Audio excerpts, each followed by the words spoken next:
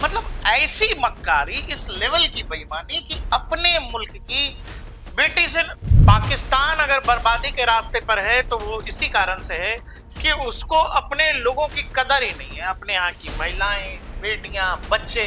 वहां की लड़ाई क्या है? वहां की लड़ाई ये है, वहां जमीन के नीचे खनिज पदार्थ जो मिनरल्स हैं, वही बलूचिस्तान आप उनका इस्तेमाल बलूचों को, केवल आप बलूचिस्तान में अगर चले जाएंगे तो आपको दुनिया का सबसे बड़ा कब्रिस्तान मिल जाएगा।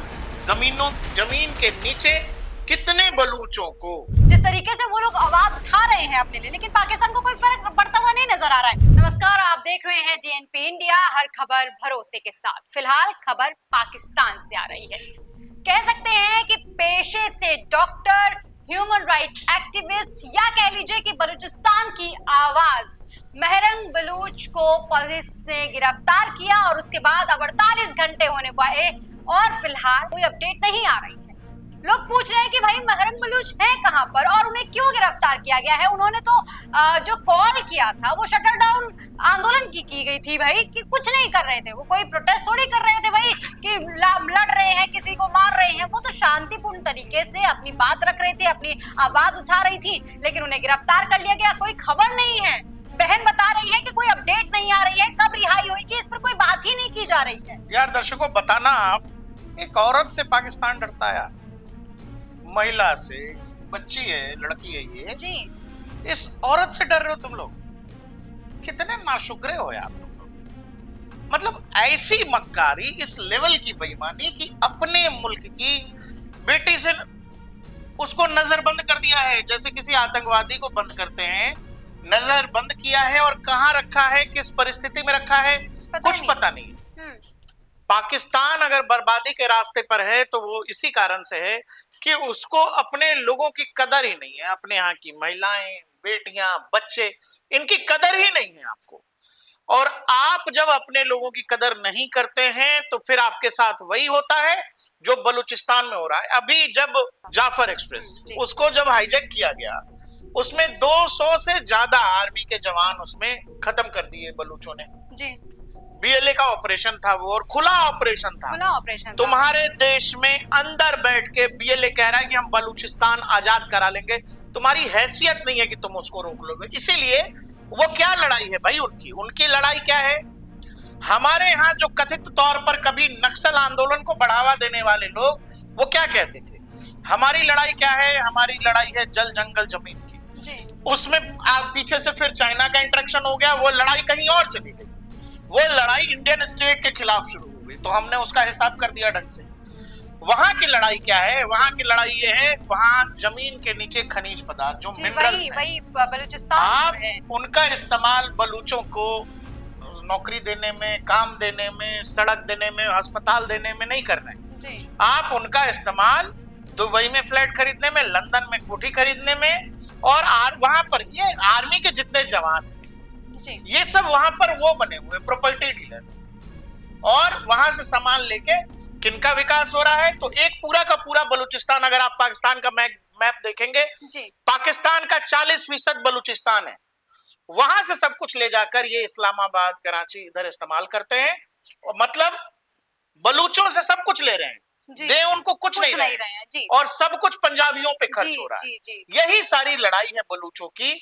और 2000 के बाद से जो पाकिस्तान है, जब से CPEC शुरू हुआ, तो पाकिस्तान की आर्मी और वहां के एस्टेब्लिशमेंट ने यह तय किया कि एक रणनीति बनाते हैं, मारो और फेंक दो। दुनिया में, वो चाहे मिडिल ईस्ट का कोई देश हो या फिर जहां जहां भी युद्ध हुए, केवल आप बलूचिस्तान में अगर चले जाएंगे तो आपको दुनिया का सबसे बड़ा कब्रिस्तान मिल जाएगा। जमीन के नीचे कितने बलूचों को, पुरुषों को, महिलाओं को, बच्चों को मार के फेंका गया है। दुनिया भर की रिपोर्ट्स बताती है कि आपको अंदाजा नहीं होगा कि बलूचिस्तान में किस लेवल का जो है वहां पर कोहराम मचा करके रखी हुई है पिछले 20 साल से पाकिस्तानी आदमी। नहीं, मैं आपसे कह रही हूँ कि बताइए, बलूचिस्तान जो कि संसाधनों के मामले बहुत ही अच्छा, मतलब अमीर कह सकते हैं जिसे, लेकिन वहां पर उनके लोगों के साथ जिस तरीके से ज्यादती हो रही है वो दिख रहा है। लोग बता रहे हैं, हम नहीं बता रहे, पूरा विश्व बता रहा है कि भाई आपने अपने बलूचिस्तान के लोगों के साथ क्या कुछ कर रखा है। वहां से आवाजें आ रही हैं, चाहे वो बहरंग बलूच की मैं बात करूं, इससे पहले बीएलए की भी हम बात कर चुके हैं। जिस तरीके से वो लोग आवाज उठा रहे हैं अपने लिए, लेकिन पाकिस्तान को कोई फर्क पड़ता हुआ नहीं नजर आ रहा है। जो आवाज उठाता है उसे ऐसे नजरबंद कर दिया जा रहा है। आपके नजरबंद करने से कुछ होगा नहीं। बलूचिस्तान देखो, बहुत पुरानी बाइट है वो डोभाल साहब की, कि अगर आपने जिस दिन हम पर ये कोशिश की कि एक और मुंबई करते हैं, तो उस दिन बलूचिस्तान लूज कर जाओ। तो शतरंज के जो खिलाड़ी बनते हो तुम लोग उसको आता कुछ नहीं है, ये समझना। और ये बांग्लादेश में जो टुच्चई की हो, वो किसी भी दिन, जिस दिन भारत चाहेगा उस दिन हम संभाल सकते हैं आपका। लेकिन बलूचिस्तान नहीं बचेगा, आपका सिंध नहीं बचेगा। और ग्वादर का जो ढोल बजा रहे हो, जो ग्वादर में जाके सब फोटो खिंचवाते हो सीपेक पे, ये तमाम पाकिस्तानी क्रिकेटर्स, वो कहानी किसी दिन चीन बंद कर देगा यार। आपको ये समझना पड़ेगा कि आप जब दुनिया के देशों को, आपको लगता है कि आप बांग्लादेश में कुछ करके भारत को परेशान कर दोगे, तो आपको ये समझना पड़ेगा कि जब जब आप भारत के खिलाफ कुछ करने की कोशिश करोगे, आपके यहाँ ऐसे ऐसे अलग अलग फ्रंट्स खुलेंगे जिसका अंदाजा आपको है नहीं। बलूचिस्तान में हमने अभी तक कुछ किया भी नहीं है, और जो हालत है बलूचिस्तान की आवाज आ रही है, जो हालत है बलूचिस्तान की, थोड़ा सा पुश करने की जरूरत है। थोड़ा सा भी दिमाग अगर भारत ने बलूचिस्तान में लगा दिया ना, तो पाकिस्तान से एक नए देश का जन्म हो जाएगा। ये पाकिस्तान को बेहतर समझ आना चाहिए। आप वहां लोगों को मार के खुले में दफना रहे हो रेगिस्तान में, तो जिनके घर के बेटे जा रहे हैं, जिनके पति जा रहे हैं, जिनके पिता जा रहे हैं, वो खोज रहे हैं। इनकी कहानी बड़ी लंबी आप है। अगर देखेंगे आप, तो आपको पता लगेगा कि बलूचों के घर से ऐसे दसियों हजार लोग गायब हैं पिछले 2000 से लेके आज तक, जो कभी लौटे नहीं। जी, वही तो मांग कर रहे हैं ये लोग। आर्मी बताती नहीं है कि कहाँ गए। जी, इसमें बुजुर्ग शामिल हैं, इसमें पुरुष शामिल हैं, महिलाएं शामिल हैं। आप जाओगे वहां पूछने की कहाँ गए वो लोग, तो वो बताते नहीं, बस लापता है। जी। तो लापता कैसे लोग हैं आप ये समझना दर्शकों। सामान्य बलूचों को उठाया जाता है जो वहां मान लो प्रोटेस्ट कर रहे हैं, या मुखर आवाज है समाज में, जिनको लोग सुनेंगे जानेंगे, वैसे लोगों को उठा करके, बहुत सारी रिपोर्ट्स ऐसी हैं, लोगों को जिंदा दफना दिया गया है। जी, यहाँ पे मैं आपको इनके केस से भी जोड़ना चाहूंगी। इनके पिता को भी इसी तरीके से उठाया गया था, क्योंकि वो बलूचिस्तानियों की आवाज बन रहे थे। उन्हें उठा लिया गया और कई सालों तक, 2 सालों के बाद शायद उन्हें रिहा किया गया, वो भी बहुत बुरी हालत में। इसके बाद इनके भाई के साथ भी ऐसा ही हुआ, उन्हें गोलियों से भून दिया गया था। सोचिए, जिस महिला पर इतना सब कुछ इसने देखा होगा, वो आवाज ना उठाए तो आखिर 200 से ज्यादा पाकिस्तानी आर्मी के जवान अभी अभी खत्म हुए हैं इस पूरे ऑपरेशन में, जो एक्सप्रेस हाईजैक वाली कहानी थी। जी। आप ये समझो ना कि आप लगातार एक आबादी है जिसको दबाना चाहते हो, दबाना चाहते हो, लेकिन वो कब तक दबाएंगे जब उसी के रहमो करम पर पाकिस्तान चल रहा है। ये जो पंजाबी नवाब बने बैठे रहते हैं इस्लामाबाद में, ये चल ही इनके बदौलत रहे हैं। अगर इन्होंने अपनी कहानी अगर ब्लॉक कर दी, ग्वादर रोक दिया, चीन को अगर भागना पड़ गया, और भागना पड़ेगा, क्योंकि जो बीएलए है, और बीएलए की जो मजीद ब्रिगेड जिसने ये पूरे ऑपरेशन को अभी अंजाम दिया था, उसका काम है पाकिस्तानी एस्टेब्लिशमेंट, पाकिस्तानी आर्मी, और खासकर जो चीन का एस्टेब्लिशमेंट है पाकिस्तान में, जो इन्वेस्टमेंट है चीन का, वो चाहे कोई पावर प्लांट हो, कहीं पर कोई फैक्ट्री हो, या ग्वादर का इन्वेस्टमेंट हो, सीपेक ओवरऑल, सीपेक के खिलाफ एक बाकायदा ब्रिगेड बना रखी है, जो चीनी इंजीनियर्स को टारगेट करती है, चीनी जवानों को टारगेट करती है, या चीन के जो मजदूर वहां काम कर रहे हैं। अब बलूचों ने ये देखो, उन्होंने तो साफ कह दिया कि भैया हमारे लिए तो मरने मारने की कहानी। जी बिल्कुल। या वैसे भी किस हालत में जी रहे हैं, या तो आप हमें हमारे हक दीजिए, आप हमें नौकरी दीजिए, पाकिस्तान की जो सत्ता है उसमें हमें हिस्सा दीजिए, एस्टेब्लिशमेंट में जगह दीजिए। आप जो 40% क्षेत्रफल है उसको प्रतिनिधित्व ही नहीं दे रहे हो, और एक इलाका, एक तबका, वो जो पूरा पंजाब है पाकिस्तान का, वो पंजाब मिलके पूरा पाकिस्तान चला रहा है, और बाकी की 70% आबादी को और 40% क्षेत्रफल तो बिल्कुल कटा हुआ, उसका प्रतिनिधित्व तो नहीं है। तो जब आप प्रतिनिधित्व तो मांगोगे, तो वहां बलूचिस्तान में आप लगातार देखना दर्शकों, पिछले 10-20 साल से ऐसा हुआ, उन नीति है उनकी स्ट्रेटेजिक नीति है, मारो और फेंक दो। जी। अब किसी देश की सेना अपने ही नागरिकों के लिए, कोई आतंकवादी नहीं है वो लोग। आप ये समझना कि किसी अपने ही देश के नागरिकों के लिए जब आप ये पॉलिसी बना रहे हो कि जो आवाज उठाए उसको मारो और फेंक दो, और किसी की कोई जवाबदेही नहीं, किसी की कोई जवाबदारी नहीं, और एक महिला से डर गए हो, इसीलिए डर गए हो क्योंकि तुमको लगता है कि ये बुलंद आवाज है। और अब जिस दिन महरंग बलोच या कोई बड़ा नाम या बलूचों ने जिस दिन मांग कर दी, 15 अगस्त को मुझे याद है एक बार प्रधानमंत्री बलूचिस्तान की बात कर चुके हैं, रूह कांप गई थी पाकिस्तान की। जी बिल्कुल। आप ये समझ लो, मैं आपसे ये भी पूछना चाहती हूँ, जैसे आपने बोला एक महिला से डरी हुई है, ये वो महिला है जिसको लेकर बीबीसी रिपोर्ट कर चुकी है, इन्हें टॉप 100 विमेंस में शामिल करती है, टाइम्स ऑफ इंडिया इनको लेकर खबर कर चुकी है, इन्हें सबसे ज्यादा इन्फ्लुएंशियल विमेंस जो कह सकते हैं आगामी क्षेत्र के लिए, उसमें शामिल किया हुआ है। और फिलहाल जिस तरीके से ये इनको नजरबंद किया गया है, और इससे पहले जब हमने खबर की थी कि क्वेटा से पेशावर जा रही ट्रेन को बलूचिस्तानियों के जो वो लिबरेशन आर्मी थी उसने क्या कहते हैं हाईजैक कर लिया था। तो ये सारी जो खबरें निकल कर आ रही है, ये क्या बता रही है कि क्या बलूचिस्तान कुछ दिनों में पाकिस्तान से अलग हो जाएगा? बात यह है कि आपके बस का नहीं है, आपसे होता नहीं है। और दूसरा, ये जो कश्मीर का राग अलापते हो, बलूचिस्तान तो बचा लो, बलूचिस्तान बचा लो।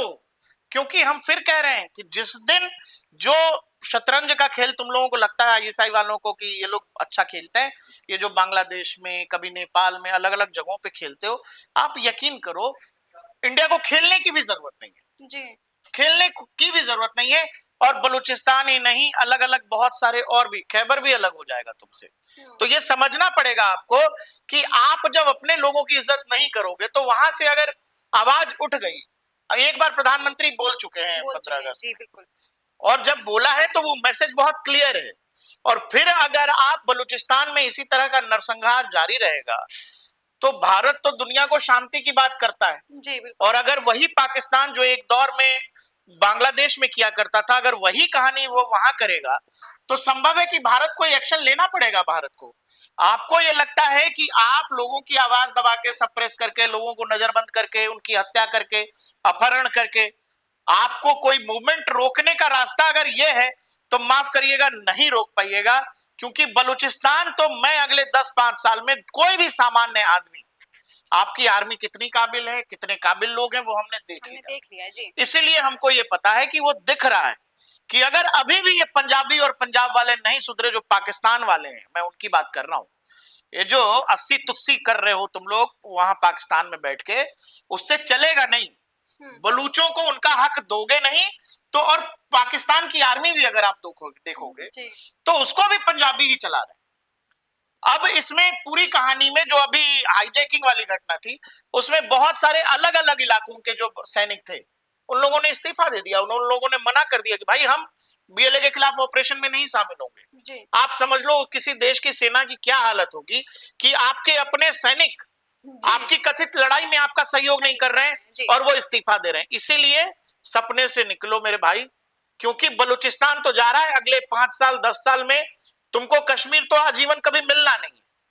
पीओके कैसे लेंगे वो हमारे ऊपर है। बलूचिस्तान तुम्हारा जा रहा है क्योंकि दिख रहा है, वो होता दिख रहा है। आप वहां के अपने ऑडियंस से जरूर पूछना चाहेंगे, दर्शकों आप जरूर बताइएगा, ये जो पाकिस्तान बार बार कश्मीर की राग अलाप रहा है, ये अपने बलूचिस्तान को संभाल नहीं पा रहा है। बलूचिस्तान जैसी बहुत सारी समस्याएं पाकिस्तान के अंदर हैं, आप उनको संभालिए। आटा, चावल, दाल, टमाटर, आलू, इनका इंतजाम करिए, खाइए पीजिए, मौज में रहिए। कहां तुम लोग इन चक्करों में पड़े हो कि भारत से टक्कर लेंगे, भारत से करना है। मैं फिर कह रहा हूं स्नेहा, भारत ने जिस दिन सोच लिया और भारत ने मन बना लिया कि नहीं, जैसे हमने मन बनाया कि पाकिस्तान को बैंकक्रप्ट करना है, पाकिस्तान को उसके देश में इतना एंगेज कर देना है कि वो आपके बारे में सोच नहीं सके, तो वो देश में एंगेज है। तो वो तो ऑलरेडी चल रहा है ना, आप देखिए ना, तो वो आटा चावल दाल की लड़ाई लड़ रहा है ना, लड़ रहा है। अब अगर हमने ये सोच लिया कि नहीं तुम इससे भी नहीं मान रहे हो, तुम्हारा इलाज ये भी पुख्ता नहीं है, तो फिर हम वो भी सोचेंगे कि पाकिस्तान के अलग अलग कितने और टुकड़े हो सकते हैं। जी। एक बार कर चुके हैं, तो इसीलिए मुगालते मत रहना। ये लोगों को, दुनिया को पता है कि जिस दिन भारत चालेगा, वो चाहे आपके जो यूनिस एजेंट बैठे हैं ढाका वाले, उनको भी पता है कि उनका भी हिसाब जब चाहेगा भारत तब कर सकता है। छोड़ा हुआ है तो वो समय के ऊपर है।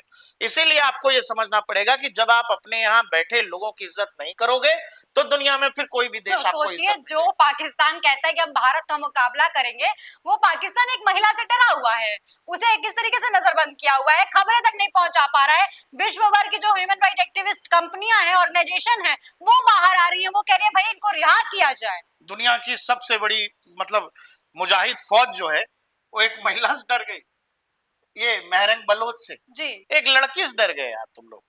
तो क्या लड़ाई आप लोग लड़ते हैं, कैसी आपकी फौज है, ये अगर पाकिस्तान में जो दर्शक हैं वो भी बताइएगा कि बहुत काबिल फौज ऐसे लड़ती है, इस तरह से महिलाओं को बंद करके, लड़कियों को नजरबंद करके और लोगों को, निहत्थे लोगों को दफना के, उनको गायब करके, तो बलूचिस्तान तो बचेगा नहीं। जी।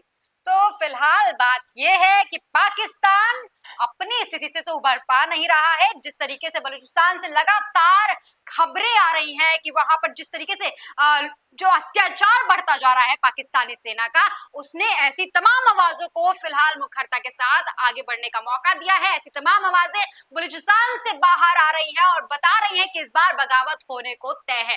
अब फिलहाल पाकिस्तान के लिए मुसीबत यह है कि वो कश्मीर की राह गलापे या अपने देश में बैठे हुए ऐसे लोगों के ऊपर नजरें गड़ा ले, उनको गिरफ्तार कर ले, उनको हिरासत में ले ले। ये तमाम ऐसे सवाल है। दोस्तों, आप क्या सोचते हैं, किस तरीके से पाकिस्तान भारत का मुकाबला करेगा? कमेंट सेक्शन में लिखकर अपना जवाब जरूर दीजिएगा और ऐसी तमाम खबरों के लिए देखते रहिए DNP इंडिया, हर खबर भरोसे के साथ।